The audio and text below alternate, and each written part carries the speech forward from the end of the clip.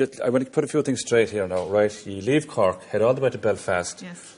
And then when you land there, you get that email. What did the email say? Basically, he's not doing any interviews. So we had promised everyone in the office. You promised the boss, no. We promised the boss. Yes. We promised the boss. It's the only way to get the day after. That's it.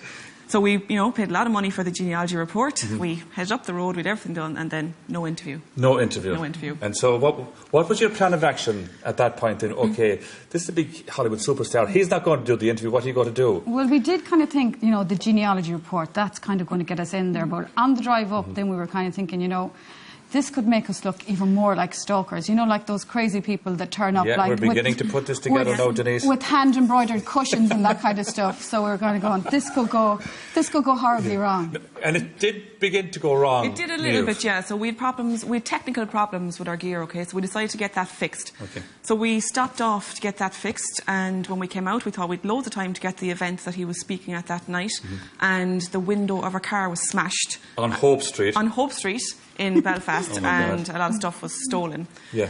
So we had to deal with the police up there and a few other bits and pieces, and then it was a hire car, so we had to try and exchange the hire car for another car, which is actually quite difficult. Yeah. Everything went against you. And did the tide turn at all, Denise? Well, a nice man in the Enterprise office decided to give us a spin to the event where we're supposed to be. So But you were supposed to be filming but you weren't because you had no permission. But I think they felt sorry for us in Belfast Film Festival. We asked this guy called Richard. He says, "Look, he's not doing any interviews, but I'll see what I can do."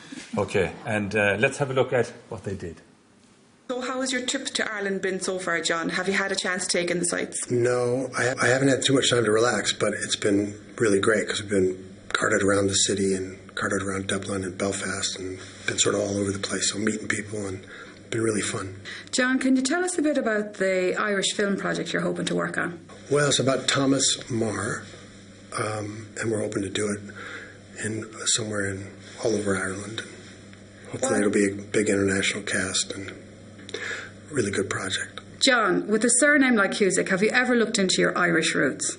I have, but I'm guilty of having forgotten the town that I went to with my mother, but I know it's up towards the Ring of Kerry, and my father's family's from Meath.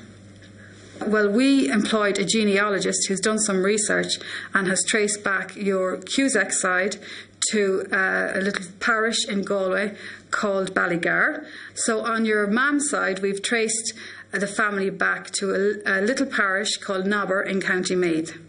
I think it's the reverse. The Cusack was Meath and the Carolyn was up in Galway. Well, according to the research that they carried out for us, it's the same company that traced Obama to Moneygall in Offaly.